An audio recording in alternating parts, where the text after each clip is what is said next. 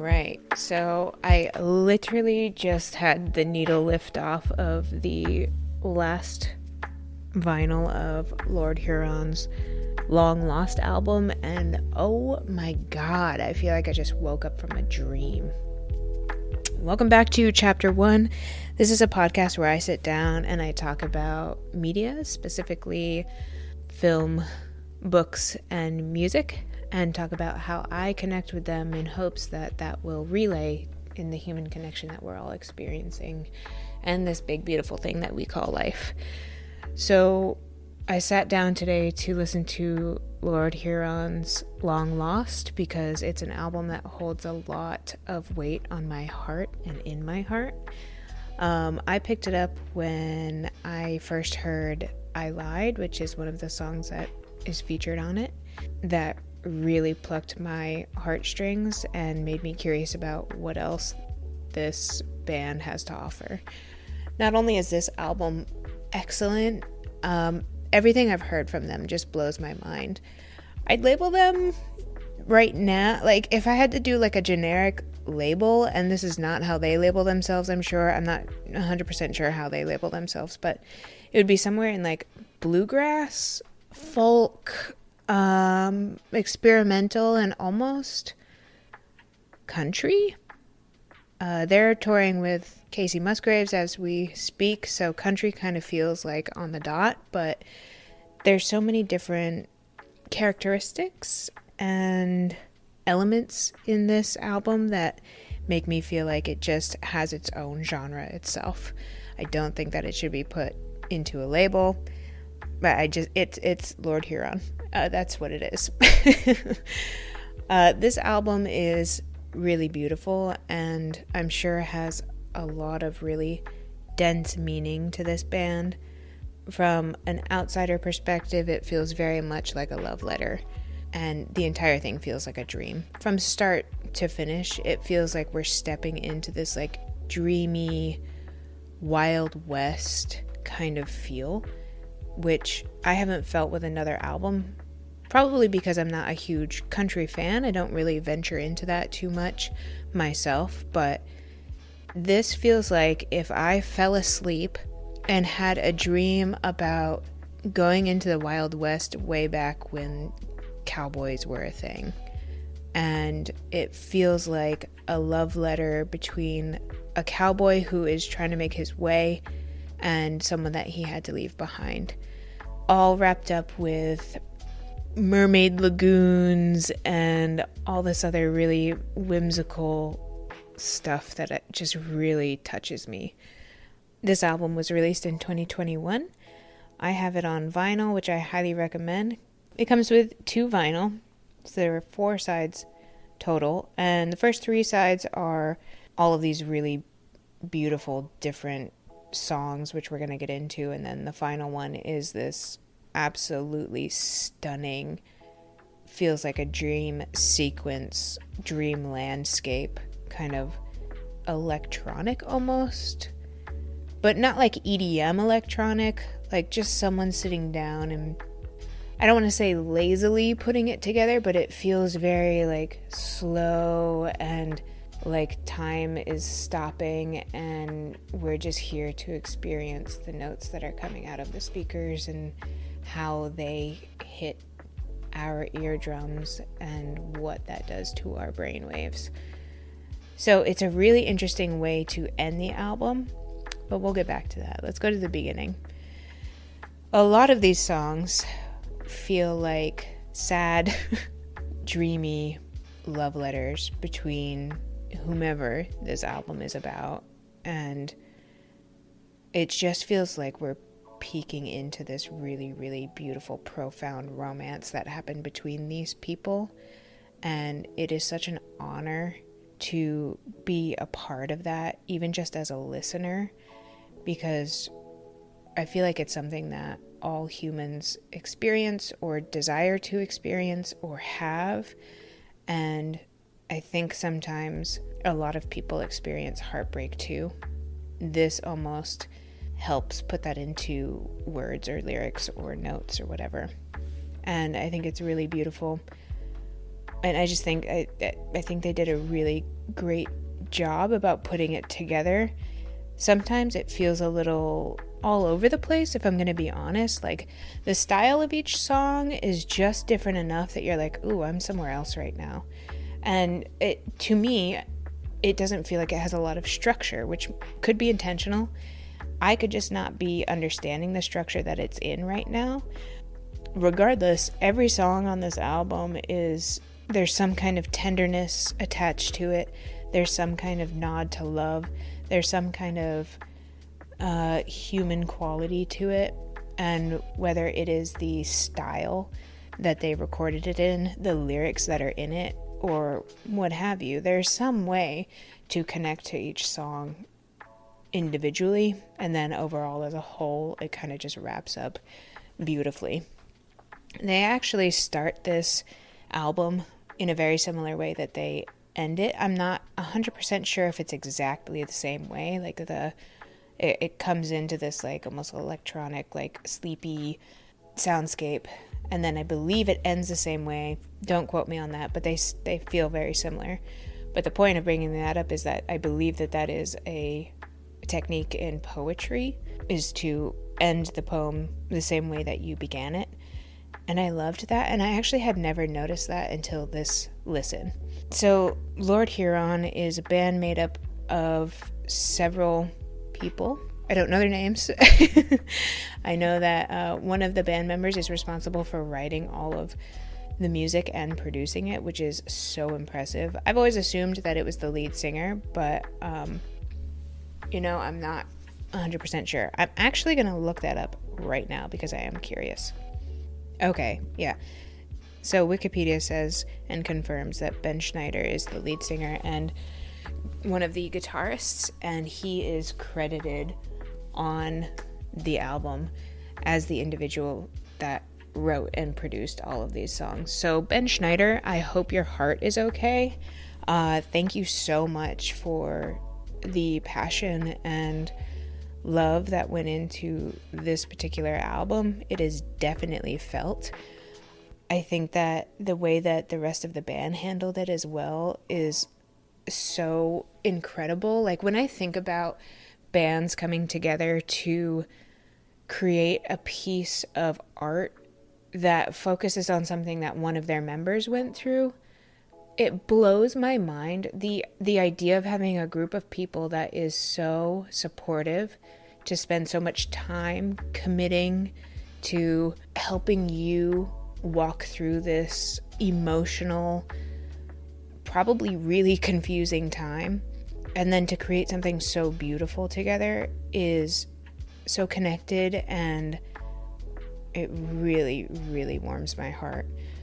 I think that everybody should have access to a group of people like that, and I love that some bands do that. And I may be reading into it completely with the way that I'm connecting to this album and to this person, but I don't think that people like to waste their time, and I like to believe that this band was like, oh, holy shit, this guy is going through some stuff, and this is part of the way that he's going to heal from this.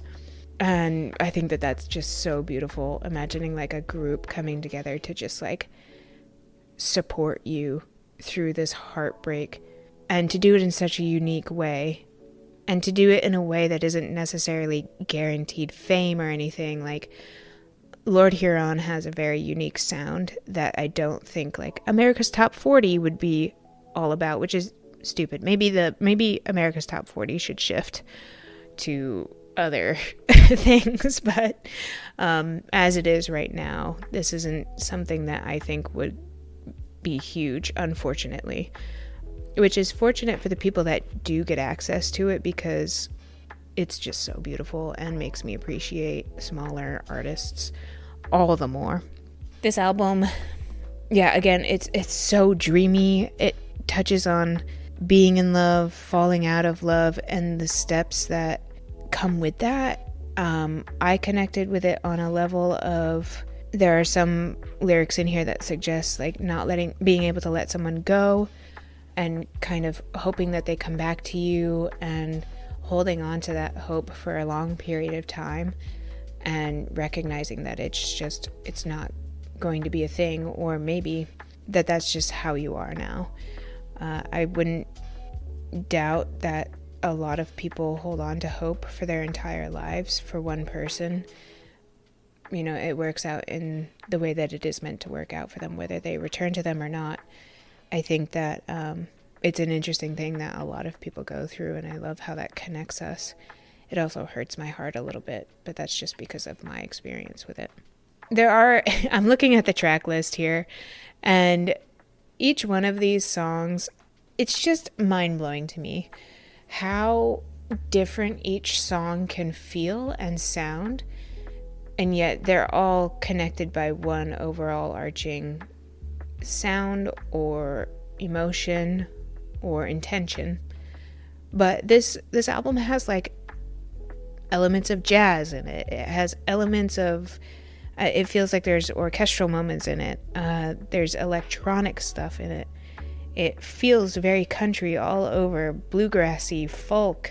Yeah, it's just, I'm finding a few artists lately that are really intentional about the things that they mix into their music to almost connect to more than one genre and to pull inspiration from other genres.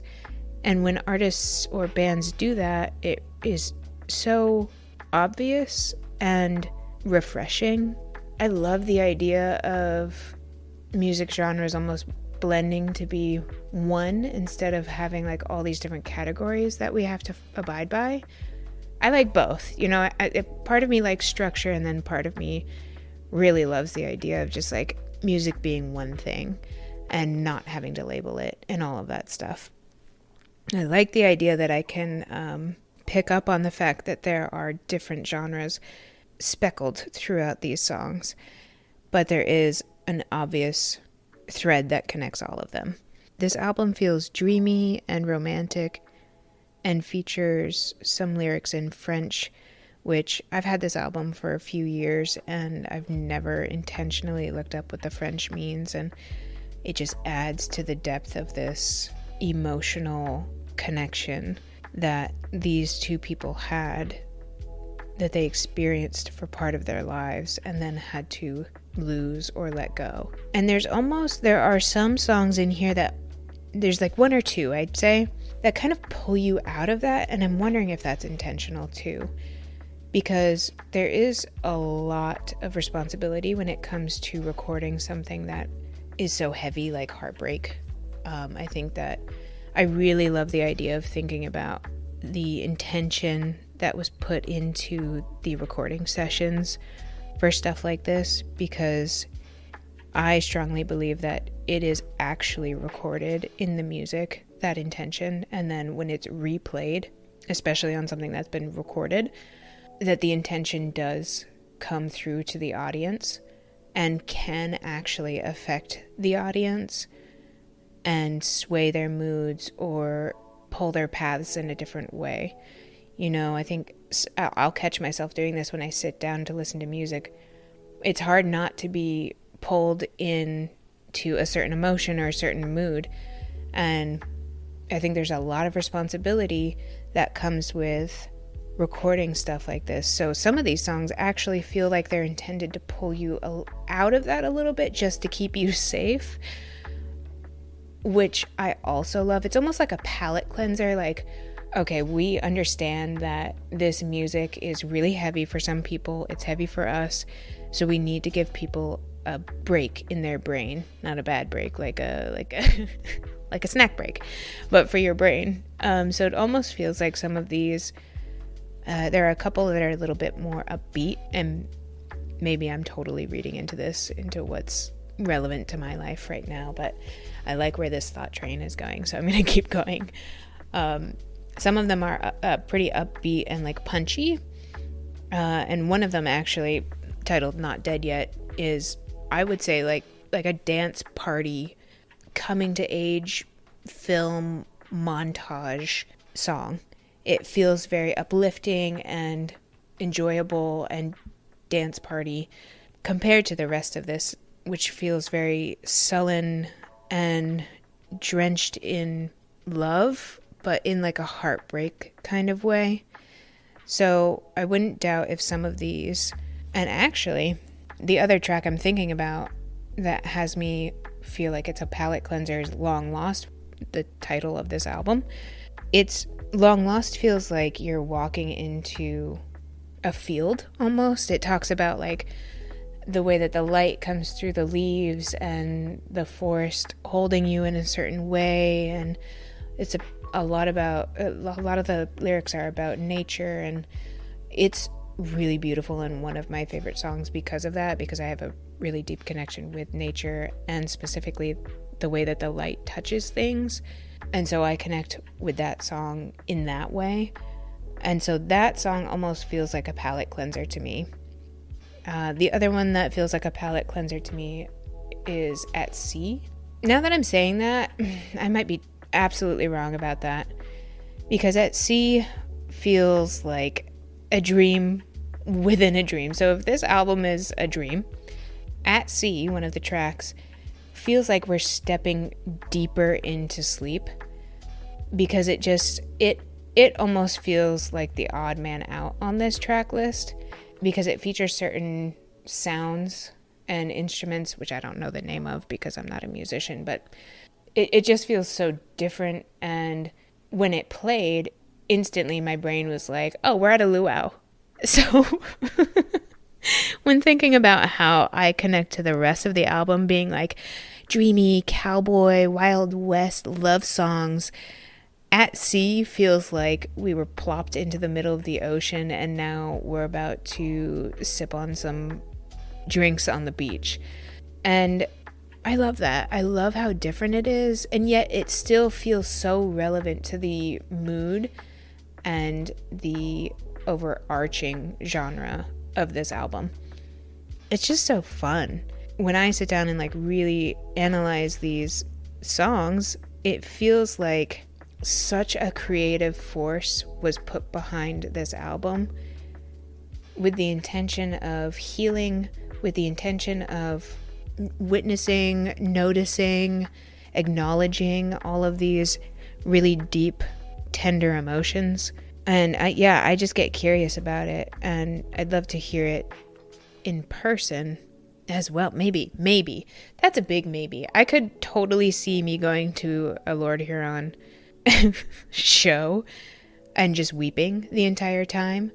I think that because I would be aware that that's a potential possibility of hearing this live in person, I may just be like, I'm not sure about this, you know. I'd love to do it just to see, but and I will one day. But yeah, if it really depends on the day and how I'm feeling about heartbreak and love and romance and all of that. Yeah, this I can't really say much else about this album. I can tell you about what it looks like physically. The vinyl is beautiful. I have it in black. I'm not sure if they actually released it in any other colors, but the way that they designed even the sleeves that hold the records feels intentional, and there are little details, very obvious but small details across the entire book. What is this? What is this called? Vinyl sleeve? Oh my god, I have no idea what the name for this is. But anyway, there are little notes here and there that are like, they're not obvious. If you looked at this really quickly, you wouldn't see them. I guarantee it, because they're so small. But they recommend you listen to this album in a certain way. And the notes from the founder of the recording studio are on here, and what he has to say about it is so tender and absolutely true. He talks about connecting on a cosmic level, which is something that has been pretty consistent throughout my life for the past couple of years. I think there's a lot to say regarding the topic of being cosmic and cosmically connected to people and each other. The artwork on here is even like very dreamy. It features several individuals, but they're illustrated in a really fun way. It almost looks like a oil painting or something, but they're all illustrated, and then all of their faces are blurred. So it looks like someone painted them and then took their hand and just like swiped across their faces, which adds to the dreamy kind of feel that we've gotten throughout the whole thing. So I don't know what exactly their intention was with this album. All I know is that these are my thoughts on it. These are my reactions and feelings towards it, and they feel right to me. I'm very excited to see what else Lord Huron does, especially now that it feels like they're getting a little more popular when they get access to a broader audience and access to more resources and things like that. I think it'll be really interesting to see their evolution. I'm truly hoping that they stick to their sound and they stick to their intention. But I understand that artists need to do what they need to do, and I wouldn't blame anybody for going down a path that feels right to them in their moment. I recommend this album highly.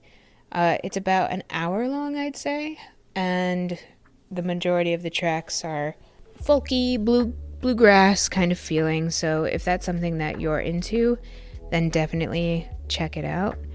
The last track on the album is called Time's Blur, and it's about a 15-minute electronic, like I said before, dreamscape is the only way that I can actually describe it. I will say that my reaction to it was, ooh, this does not feel like happy.